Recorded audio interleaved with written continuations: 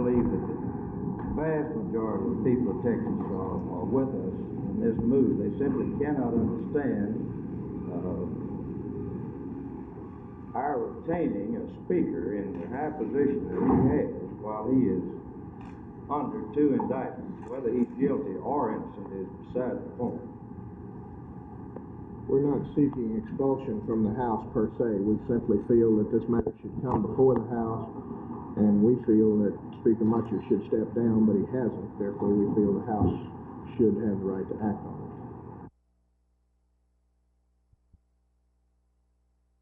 Dallas fire and police officials have charged a 21-year-old employee of the Adolphus Hotel with arson in connection with yesterday's fire in that downtown Dallas hotel. She is Zonia Ann Fugit of 4123 Happy Canyon Drive. Investigator Ernest Emerson for the Dallas Fire Department said Miss Fugit has signed a statement admitting that she set fire to a stack of papers in a storage room on the 6th floor. She said she took the action during the height of the $100,000 fire at the Baker Hotel just across the street. That fire broke out shortly before noon yesterday in a 17th floor electrical closet. Fire investigators say the area where that fire started was secure, was under lock, and there is no suspicion of arson at this time. Meanwhile, during that fire, a smaller fire broke out at the Adolphus. That fire did inflict $5,000 damages to that storage closet. Officers say that fire was incendiary, and they immediately started looking for suspects. They arrested Miss Fugit at mid-afternoon. The Baker Hotel fire, which virtually wiped out the top floor of the hotel and sent over 200 guests scurrying to the street below, apparently was accidental. But there is an investigation continuing. From Commerce and Ackert in downtown Dallas, this is Jim Mitchell, Channel 8 News on the Move.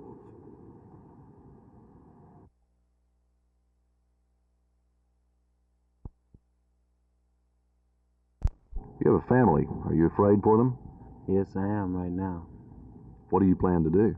Well, if I can't get any better security service or something, you know, well, mainly I'm concerned with the welfare of my family. And if they can't do anything better, I think I might just have to find someplace else to stay. What do you hear about why this is happening?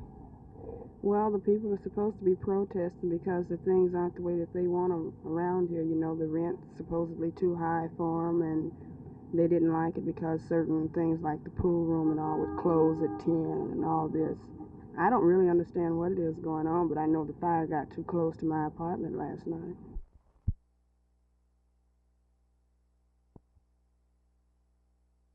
The league should have been asked by Councilman Price to adopt the resolution which the City of Dallas Council adopted in its meeting a week ago last Monday. This not only indicated our opposition to busing of students, but it also indicated that we would oppose busing if the local school board and the local school administration would guarantee that every child in the city would be given the same opportunity for equal education and equal quality education as every other child. Now, as I said, I was disappointed. The type of resolution that prevailed was changed, the wording in such a way that indicated our objection to busing, period, and the fact that they didn't come right out and say they're against busing, but that they against federal intervention with the school board's business, which means that they're against quality education for every child. And I think this, the act in itself was dishonest. I think it's wrong.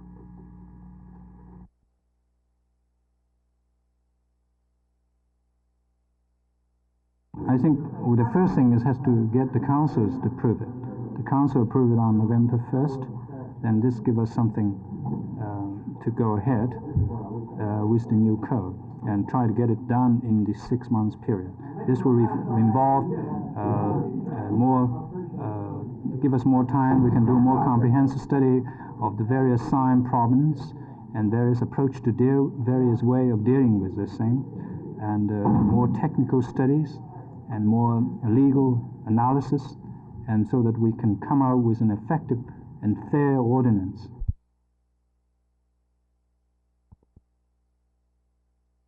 Our feeling is that if we're going to accomplish our purpose, then we must strictly enforce the Texas liquor laws, all laws pertaining to the regulation of persons and the protection of persons, and all laws pertaining to the protection of private property.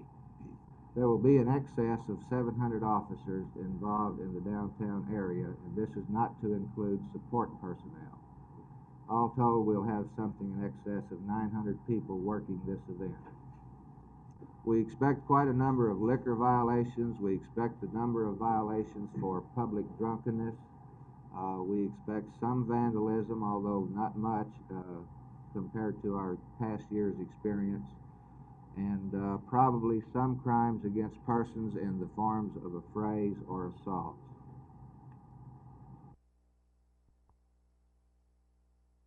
My ankle's doing fine so far, I think, and unless I get it hurt again this week, that it'll be ready by game time, and I'll be going full speed. Last year, you didn't have your best game of the year against Texas. Is this hanging your craw, as the fellows from the back road say, as you go against them in the Cotton Bowl again? Well, last year was the first time we'd ever run the wishbone, and I don't think anybody had their best game. And I think that this time we're running the wishbone, I don't know how many times more better, but a lot better than we were last year this time. Does it make you feel comfortable to have Greg Pruitt in the backfield with you, Joe? It makes me feel confident anyway. I know that anytime I can halfway get my men blocked, that Greg's going to at least pick up a first down, it seems like.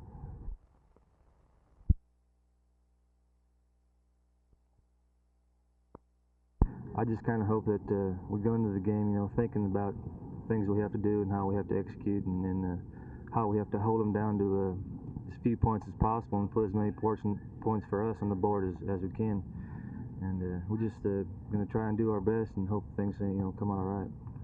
Physically, how do you think you'll be for the game? Well, I'm pretty sure Moore will be out. He may be out for the season. I'm not sure. Other than that, I think most everyone should be well. There might be a few slight injuries, but I don't think anything's going to really keep anyone out of the game. And your shoulder is not going to bother you feel? No, it's a lot better than it was this time last week, and it didn't bother me a whole lot Saturday, so I figure I should be 100% by the time Oklahoma comes along. Will any of your running assignments take you in the direction of Raymond Hamilton? Yeah, we run at him all the time. Or not all the time, but we go both ways, and we don't try to pick spots to run at, so I imagine we'll see each other.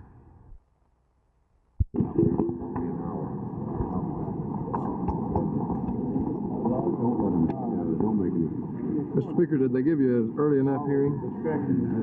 I have no comments at this time. Richard, you all better get going. Yeah. Go ahead. You make the tender report. In any case. In denial of the charge? Sure, the court can just say you want to make a bill on that a bit later. So that's not really unusual. That part, well, we want it.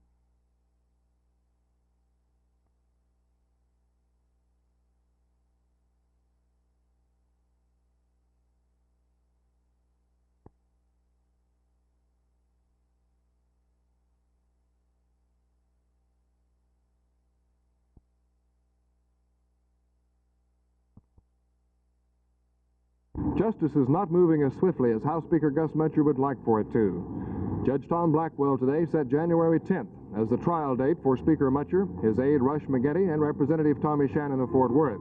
He set January 24th as trial date for John Osorio. All four men were indicted 2 weeks ago today by the Travis County Grand Jury. In a brief arraignment in Blackwell's court today, Mutscher's attorney, Richard Haynes of Houston, had asked for a trial date as early as November. But so far, Judge Blackwell is sticking with the January 10th date. We gained little from attempts to question Speaker Mutscher or his attorney in the hallway after the court hearing.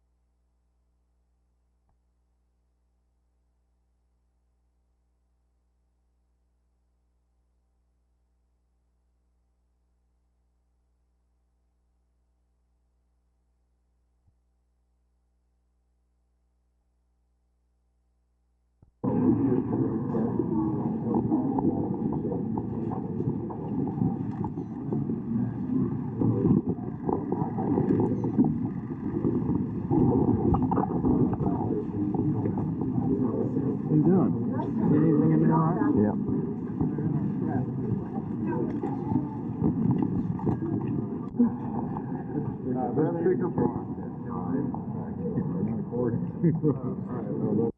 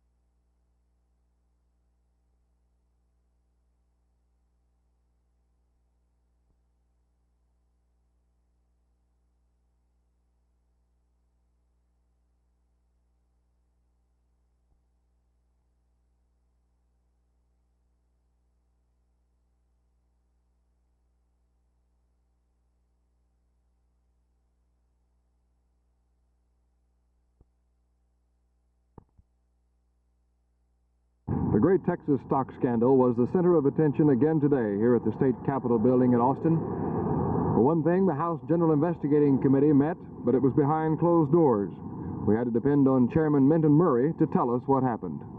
The only thing that I can tell you at this time is that we've been following some leads, and we're going to continue to follow these leads for the next week or two. And at the end of that time, we may have something to tell you, but there's nothing that we can talk about at this time. Mr. Phil Nelson, the former district attorney assistant here, was one of your witnesses this afternoon. Can you tell us what was the nature of that No, sir. testimony? No, sir. I sure can. Did it relate to leaks from the DA's office or something else? I told you I couldn't comment on any of that. While the House Investigating Committee was meeting, 4 representatives of the Dirty 30, the most vocal group of House Speaker Gus Mutscher's opponents, went to a meeting with Governor Preston Smith.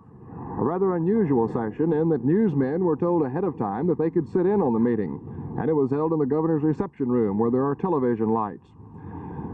Lane Denton, who is the lead-off spokesman, said that there are 41 representatives and 3 senators who specifically had sent telegrams supporting their request that the governor call a special session immediately. They explained the purpose of the special session, that is primarily to put the House of Representatives in order, specifically to elect a new speaker. There was no indication when the governor would announce a decision. Meanwhile, the Dirty 30 will continue looking into the possibility of trying to impeach the speaker.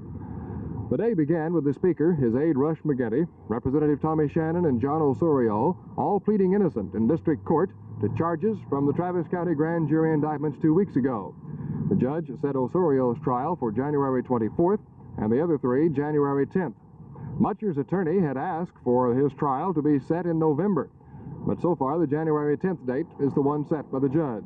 There probably will be motions on that and other subjects between now and the times of the trial. This is Roger McDonald, Channel 8 News on the Move in Austin. That feeling that the fire is getting too close, at least, is shared by everybody. Why the fires are coming seems to be a subject for much conjecture and much rumor here in the complex. Somebody told me that the Black Panthers did it because they wanted welfare recipients to be able to live here and to have their rent subsidized. One man told me, I think it's because of dope addicts living here. They kicked them out and somebody got mad.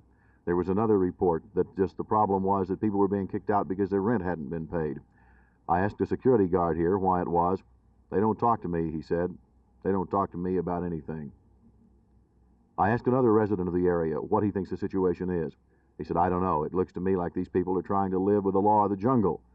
And that, he said, just won't work. Jerry Taff, Channel 8 News on the Move at Meadowbrook Village in Fort Worth.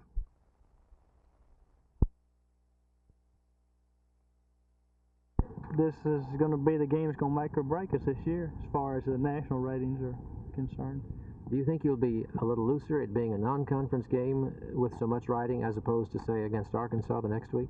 No, it's a big game for us, as big as any we're going to play, because if we don't win this one, there's no way we can go undefeated. What type of game plan are you going to take into the game?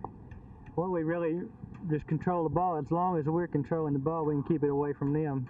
We haven't gone over a whole lot yet, but we're going to try and keep it away from their offense as much as we can. This means then, of course, you'll run with it mostly. You got any idea as to how many passes you might throw Saturday? We threw 5 this week, and I imagine that we might throw more than that next Saturday because they're going to be playing us pretty tight. Coach Royal was very pleased with your game. He said you overcame lots of penalties, had a pass drop, so he's mighty proud of you going into the game. I'm sure he'll be receiving encouragement from Eddie, who will probably be on the sidelines, will he not? I don't know for sure, but it looks like he's not going to play.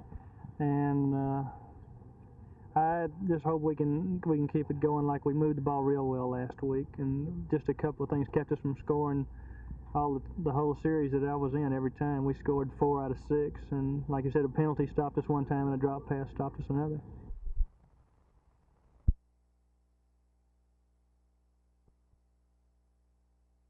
Well, I think Oklahoma has the best chance of beating Texas of any year since I've been here. For the main reason, the fact that we're a better football team this year than we've been. I don't, we don't think that they're not as good as they've been in the past, but I think we're a much better football team. Are you going to run any different type of game plan with Texas being perhaps the best defensive team you run up against? No, I don't think the wishbone's designed for that type of thing. I think it's going to be a matter of who's got the best players, because we're not going to trick them, and they're certainly not going to trick us. They know what we're trying to do, and vice versa. So it'll just be a question of who's got the best football players. How many passes have you averaged a game in your first 3? I've thrown 11 passes in the first 3 games, so it's at 3 2/3. But the other quarterbacks have thrown 6 or 7, so we've averaged about 6 or 7 a game. And any quarterback wants to throw the football, but if we're going to get 500 plus yards rushing, well, I don't see any need for us to throw the football. It's empty now in the auditorium in the basement of the Dallas Public Library, but this afternoon it was hot and smoky in here, and not all of the heat and smoke came from cigarettes. Finally, by a 9-3 vote, after almost 3 hours of testimony, the City Plan Commission passed a controversial sign ordinance. This room, designed to hold about 250 people, was packed with more than 300, and their testimony went on and on. Generally, they were divided into 2 groups, those who favored the sign ordinance, consisting mostly of civic groups and professional associations. Then there were those who opposed the ordinance, generally advertising people. The civic groups said that Dallas needs a new sign ordinance. They claimed that outdoor advertising signs now are an eyesore, that they are dangerous and hazardous to motorists. The advertising people said if Dallas's present sign ordinance were merely enforced, it would be as effective as anything. One of the most gratified people today was a major architect of the sign ordinance, Mr. Weiming Lu. I talked to Mr. Lu after the vote about what he considered to be the future of his ordinance. As Mr. Lu points out, the proposed ordinance approved by the City Plan Commission is far from being a law. There was a lot of pressure put on the members of the Plan Commission, both for and against the ordinance, and you can anticipate there will be just as much pressure put on the City Council, both for and against it. that won't come up before the council until November. Phil Reynolds, Channel 8 News on the Move in the Dallas Public Library.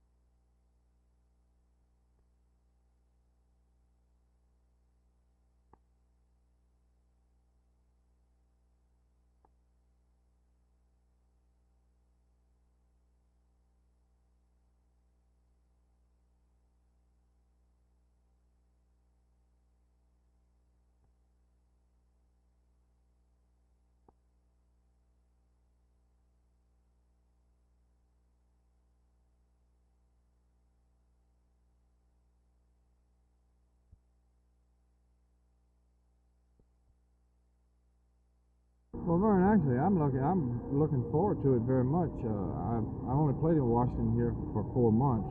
Although I like the city and I like the people in it, I don't have that much of an attachment here. I like the stadium and everything, but a move for me is an exciting thing. I think it's going to be a thing that I'll look back on in a few years and say that I really enjoyed moving to Dallas, and I hope I'm part of it, and I hope that I do something to set somehow kind of a winning tradition in Dallas, because those people out there I know are going to be good fans, and I think that you serve a good ball club.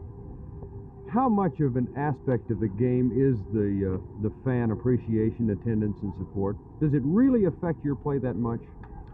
I think the only thing that it does for you is it doesn't improve your fundamental. If you can hit, you'll hit. If you'll field, you'll field. The only thing it will do is boost your enthusiasm to play the game more. It'll make you more alert, more conscious of what you're doing, and you don't want to make a big mistake, and you want to satisfy the crowd when they're cheering for you, and when you have a big crowd. When you have a small crowd, it's kind of like a drab thing. There's no real enthusiasm, and for this reason, I think Dallas can expect us to play a little better ball than we did this year.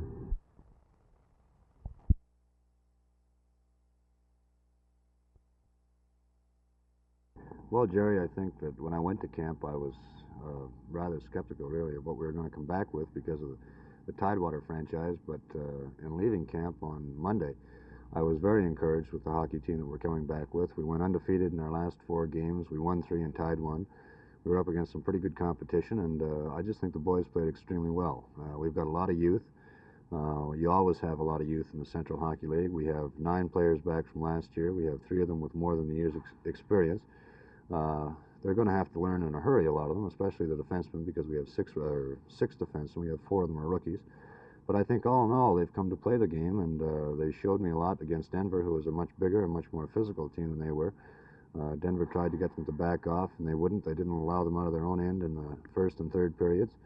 And I know Johnny Choice, the coach of Kansas City, told me that he said it was a tremendous game. We played it all on our end. And I think that's indicative of the way our hockey club's going to play this year, or at least I hope they're going to play.